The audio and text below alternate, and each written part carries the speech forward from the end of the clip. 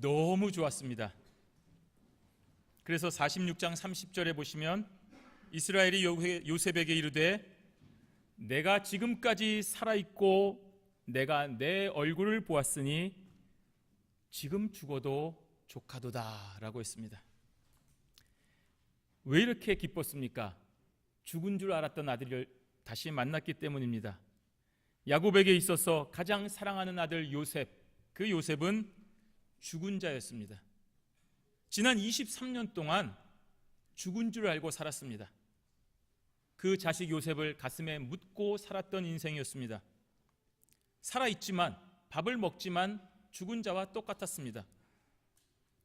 자식을 가슴에 묻고 사는 부모의 심정은 그 어떤 것으로도 형용할 수 없습니다. 그랬는데 죽은 줄 알았던 자식이 살아있는 것입니다. 그것도 당시 세계 최고의 강대국 이집트의 총리가 되었습니다. 이 지독한 가뭄으로 먹을 것이 없어서 다 죽게 되었을 때에 자신의 모든 가족을 다 먹이고 보살펴주는 사람이 되었습니다. 믿을 수 없을 만큼 기쁘고 또 즐거운 일입니다. 파란만장했던 야곱의 인생이 드디어 이제는 안정과 행복의 순간으로 마무리되어 가고 있는 순간입니다. 이것은 정말 하나님의 섭리요 하나님의 은혜라고 우리는 고백할 수가 있습니다. 야곱과 요셉, 사랑하는 아버지와 그 아들 요셉은 인간적으로는 헤어지는 아픔을 겪었지만 하나님은 그러한 아픔을 변하여 기쁨으로 바꾸어 주셨습니다. 그동안 나와 내 가족을 위해서 살던 인생을 이제는 하나님의 나라와 그의 의를 위하여 사용하여 주시는 은혜를 주신 것입니다. 요셉은 그 앞에 자신을 만난 이미 자신의 형들에게 하나님께서 나를 먼저 보내셨다라는 놀라운 고백을 한 것입니다. 복수를 하지 않고 자신을 죽이려고 했고 자신을 팔아넘겼던 그 형들에게 복수하는 것이 아니라 당신들이 아니라 하나님께서 나를 이곳에 먼저 보내셨습니다 라고 하는 정말 놀라운 고백을 하게 되는 것입니다. 그것은 바로 요셉을 향한, 자신의 삶을 향한 하나님의 섭리를 깨달았기 때문에 나오는 그런 귀한 고백이 되는 것입니다.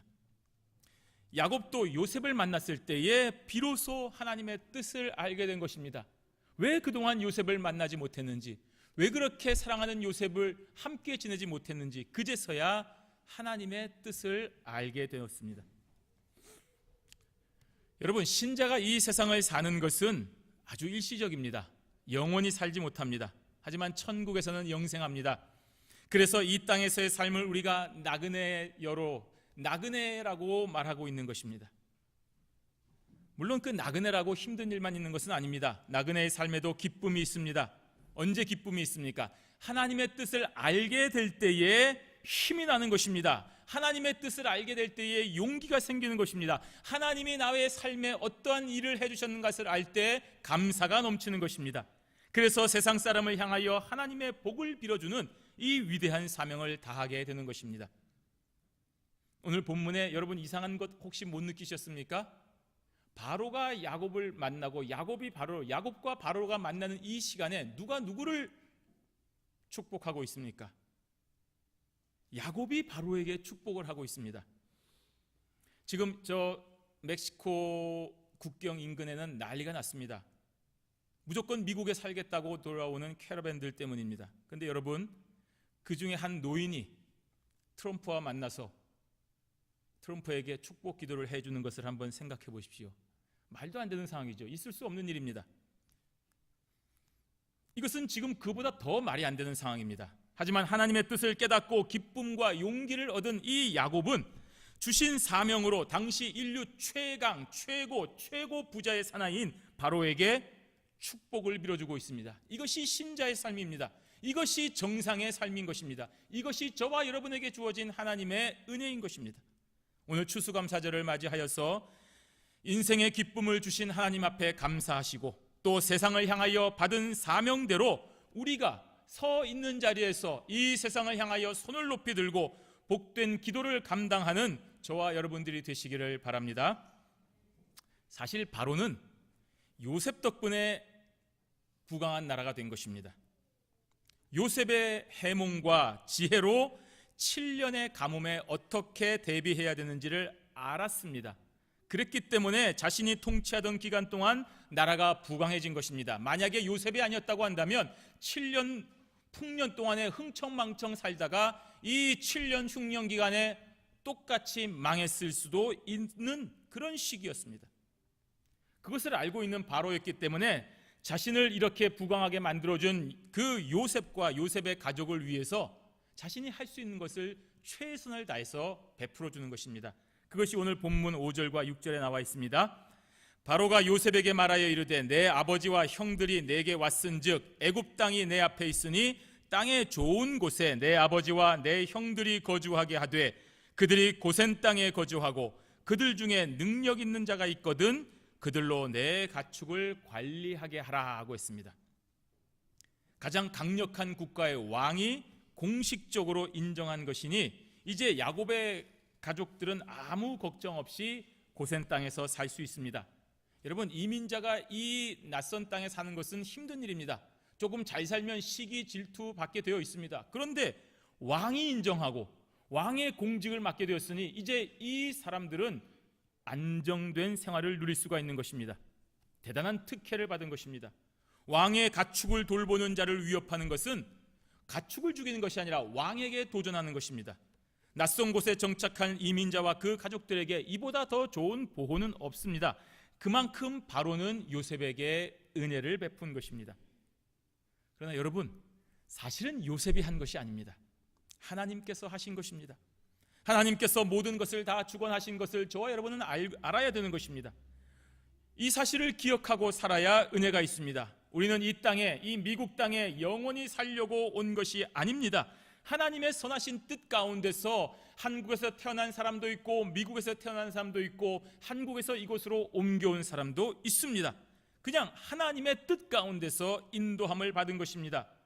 그러므로 이 땅에 있는 동안에는 저와 여러분의 든든한 조력자가 있습니다. 하나님이십니다. 하나님이 이곳으로 옮기셨기 때문에, 하나님이 인도해 주셨기 때문에 하나님이 보호해 주시는 것입니다. 하나님이 저와 여러분의 삶에 코사인을 해 주신 것입니다. 하나님께서 저와 여러분이 이 땅에서 하나님의 일을 하는 동안에 아무 걱정 없이 살 수 있도록 보호해 주시는 것입니다. 그러니 여러분, 기쁘지 않습니까? 불안할 이유가 하나도 없는 것입니다. 결국에는 모든 것이 합력하여 선을 이루는 승리의 삶이 되기 때문입니다. 그래서 세상의 모든 사람들과 모든 것을 통해서 하나님의 역사는 오늘도 앞으로 전진하여 나아가는 것입니다. 그것이 하나님의 주권적 역사입니다. 그러니 여러분, 우리는 담대한 것입니다. 하나님이 계시지 않습니까? 오늘 7절과 10절 말씀, 7절에서 10절까지의 말씀 우리 한번 같이 읽도록 하겠습니다. 7절에서 10절입니다.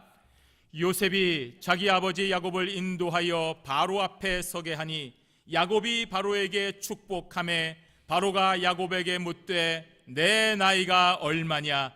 야곱이 바로에게 아뢰되 내 나그네 길의 세월이 130년이니이다.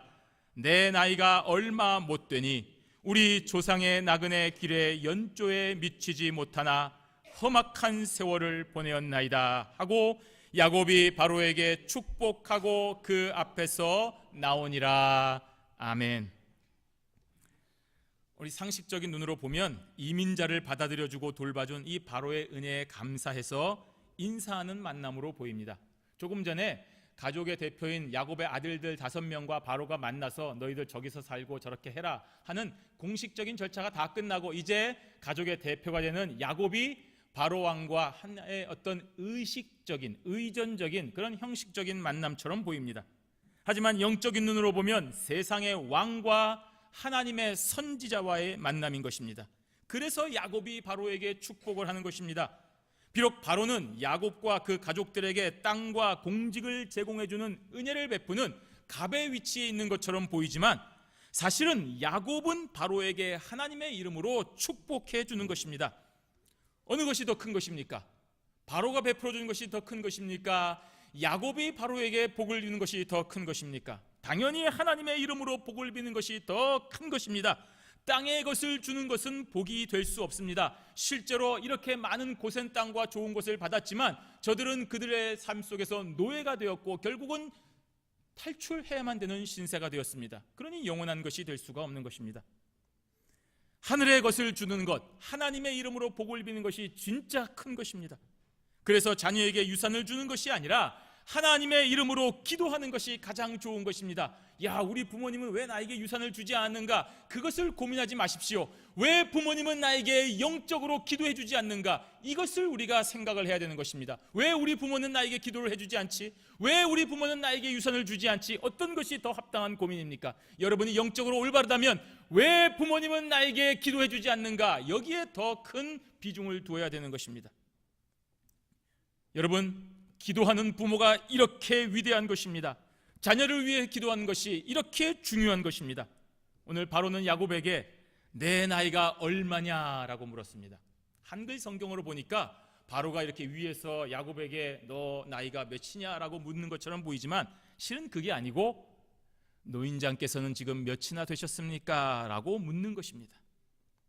당시 이집트 사람들은 정말 원했던 것이 한 110세까지 사는 것, 그 정도 사는 것이 가장 이상적이고 좋다고 생각을 하였습니다. 그것을 참 부러워했습니다. 그런데 지금 보니까 야곱은 110세를 훨씬 넘겨 보이는 것처럼 보이니까 놀랍고 부러워서 물어보는 것입니다. 하지만 야곱은 그거 별거 중요한 것이 아니다라고 가르쳐주는 것입니다. 하나님께서 야곱을 그렇게 지난 삶을 통하여 훈련시키셨기 때문입니다. 험악한 세월을 보내었나이다. 여러분, 야곱의 삶이 험악한 세월이었습니다. 어릴 때부터 야곱은 다른 사람을 속이고 쟁취하는, 전투하는 투쟁의 삶이었습니다. 태어날 때부터 형을 속였습니다. 형을 끌어내렸습니다. 내가 먼저 나가려고 형의 뒤꿈치를 잡았습니다. 팥죽 한 그릇으로 장자의 권을 살려고 형을 속였습니다. 아버지의 그 축복을 가로채려고 아버지를 속였습니다. 삼촌을 속여서 도망간 그 자리, 삼촌을 속여서 부자가 되었습니다. 어떻게든지 거짓말을 해서라도, 속여서라도 나는 부자가 되어야 되고, 나는 성공해야 되고, 나는 1등이 되어야 되는 것입니다. 그렇게 해서 성공한 것처럼 보였지만 결국에는 야곱의 삶도 속임을 당하는 삶이 되었습니다. 자신의 아들들이 자신을 속였습니다. 사랑하는 아내와 아들이 자신의 바람과 달리 떠나게 되었습니다. 그렇게 가지려고 했고 그렇게 누리려고 했었으나 두 손에 남은 것이 없습니다. 이제는 정든 고향과 집을 떠나 낯선 곳으로 와서 저 바로 한마디에 죽을 수도 있고 살 수도 있는 그런 신세가 되었습니다. 모두 다 사라졌습니다. 평생을 거짓말하고 속이고 싸우고 쟁취하여 얻었지만 지금 현재 가진 것이 없습니다. 노년에 먹고 살기 위해 약속의 땅을 떠나 이집트까지 불안한 마음으로 와야만 했습니다. 그렇게 슬픔 가운데 살았습니다. 그래서 험악한 세월을 살았다라고 말하는 것입니다. 하나님께서 야곱을 지키지 않으셨으면 벌써 끝났을 인생입니다. 이 사실을 알기에 바로 앞에서 담대하게 자신의 삶을 회고할 수가 있는 것입니다. 저와 여러분의 삶도 이와 같습니다. 태어나는 순간부터 경쟁의 삶입니다. 대학 잘 가면 인생이 편안해질 줄 알았는데 대학을 잘 가려고 하다 보니까 좋은 사립 중고등학교를 다녀야 확률이 높아지는 것을 깨닫게 되었습니다. 좋은 사립 중고등학교를 가려고 보니까 어려서부터 좋은 유치원을 가야 되는 것이 더 확률이 높아지게 되었습니다. 좋은 유치원을 가려고 하다 보니까 내가 갈 수 있는 것이 아니라 우리 부모가 돈이 많아야 되고 능력이 있어야 되는 것을 알게 되었습니다. 그래서 결국에는 금수저냐 흙수저냐 하는 그런 인생이 되었습니다. 맞습니까? 그것이 올바른 인생입니까? 틀렸습니다. 뭐가 금수저고 뭐가 흙수저입니까? 사람이 평안한 삶을 살고 성공하는 삶, 의미 있는 삶을 사는 것은 하나님께서 원하시는 삶을 사는 것입니다. 이 사실을 야곱이 이제서야 깨달은 것입니다. 죽을 때가 되어서야, 그제서야 깨닫게 된 것입니다. 그래서 지나간 자신의 삶을 참 험악한 세월이구나 라고 고백하는 것입니다. 이제는 그러한 삶이 아니고 하나님께서 인도하시는 삶이라는 것을 깨닫고 그제서야 바로에게 축복 기도하고 나오는 것입니다. 모든 것을 다 가진 최고의 자리에 있는 바로이지만 야곱의 눈으로 볼 때에 그도 여전히 험악한 세월을 보내고 있는 것이기 때문입니다. 지금 바로는 여전히 험악한 세월을 보내고 있고 깨닫지 못하고 있는 것이기 때문에 하나님의 은혜로 그 험악한 세월을 벗어날 수 있도록 기도해 준 것입니다. 사람은 하나님의 은혜가 아니면 평안한 삶을 누릴 수가 없습니다. 아무리 많은 돈도, 아무리 많은 권력도, 아무리 많은 땅과 재산도 저와 여러분의 삶을 평안하게 만들어줄 수가 없습니다. 사람은 하나님의 은혜가 아니면 평안한 삶을 누릴 수 없기 때문입니다. 이것을 아는 것이 신자의 정체성입니다. 저와 여러분은 하나님을 만나기 전에 험악한 세월을 보냈습니다. 내 힘과 내 능력으로 내가 원하는 삶을 살려고 했기 때문입니다. 내가 공부 열심히 해서 좋은 대학을 가면, 내가 좋은 직장을 잡으면, 내가 든든한 배경을 가진 사람과 결혼을 하면, 내가 미국 시민권의 신분을 가지고 있으면, 내가 적어도 이 정도의 부동산과 현금을 가지고 있으면 나와 내 가족은 평안하게 살 수 있을 것이라고 착각을 한 것입니다. 그거는 나의 삶입니다. 그러한 삶에는 평안이 없습니다. 늘 불안합니다. 속여야 됩니다. 저 사람이 나를 속이지 않을까 지켜야 됩니다. 경계해야 됩니다. 사람은 내일 일을 알 수 없기 때문입니다. 사람은 다른 사람의 속마음을 알 수 없기 때문입니다. 하지만 내가 아닌 하나님이 주관하시는 삶을 살면 기쁨이 있습니다. 내일 일은 내가 알 수 없지만 하나님께서 인도하시는 대로 가면 그곳이 하나님께서 기뻐하시는 삶을 주실 것이기 때문에 기쁜 것입니다. 그렇기 때문에 저와 여러분이 집을 날려도 또 나라를 옮겨도 신분이 변화가 되어도 절대로 두려워하지 않는 것입니다. 하나님께서 명하시는 삶이기 때문에 평안한 것입니다. 요셉은 인생의 밑바닥에서 이 사실을 깨닫고 하나님께 자신의 삶을 온전히 드렸습니다. 아버지가 나만 사랑해도, 나에게만 좋은 옷을 주어도, 이렇게 형들이 나를 속이고 노예로 팔아버리면 아무 소용이 없는 것이구나. 그제서야 알았습니다. 저 노예로 팔려서 밑바닥의 감옥 속에서 비로소 자신의 삶이 아무것도 아니라는 것을 깨달았습니다. 그래서 하나님께 자신의 삶을 온전히 드렸습니다. 그런데 아버지 야곱은 자신의 아들들에게 속임을 당하면서도 깨닫지를 못했습니다. 좋은 음식 주고 용돈 주고 나한테 인사하기 때문에 참 좋은 아들이라고 생각했지만 그것이 속이는 것임을 알지를 못했습니다. 그러다가 죽은 줄 알았던 요셉을 만나는 순간 하나님의 위대하신 섭리를 깨닫고 순종하게 되었습니다. 삶의 전환점이 온 것입니다. 그제야 하나님의 섭리를 깨달은 것입니다. 자신이 그토록 투쟁하고 쟁취하려고 했던 삶을 이제는 더 이상 그렇게 살지 않고 부정하고 하나님의 뜻대로 순종하는 삶을 살게 되었습니다. 삶의 전환점입니다. 그래서 바로에게 하나님의 이름으로 축복할 수 있는 것입니다. 11절과 12절을 보십시오. 요셉이 바로의 명령대로 그의 아버지와 그의 형들에게 거주할 곳을 주되 애굽의 좋은 땅 람셋을 그들에게 주어 소유로 삼게 하고 또 그의 아버지와 그의 형들과 그의 아버지의 온 집에 그 식구를 따라 먹을 것을 주어 복량하였더라. 야곱과 그 가족들은 바로의 명령대로 땅과 먹을 것을 받았습니다. 그러나 이 모든 것은 바로가 아닌 하나님으로부터 온 것입니다. 하나님께서 바로를 그저 하나의 도구로 사용하신 것입니다. 그래서 요셉을 먼저 보내셨고 요셉으로 하여금 바로의 꿈을 해석하게 하셨고 요셉에게 지혜를 주어서 7년의 풍년 동안 어떻게 그 풍족함을 관리하여서 7년의 흉년 동안에 모든 주변국들을 관리하는 부강한 나라가 될 수 있는지를 알게 하였고 그러므로 인하여서 바로를 더 부강하게 만들어준 것입니다. 물론 이 땅에서는 바로가 모든 것을 주관하는 것처럼 보이지만 실제로 하나님께서 모든 것을 주관하신다는 사실을 저와 여러분은 반드시 깨달아야 됩니다.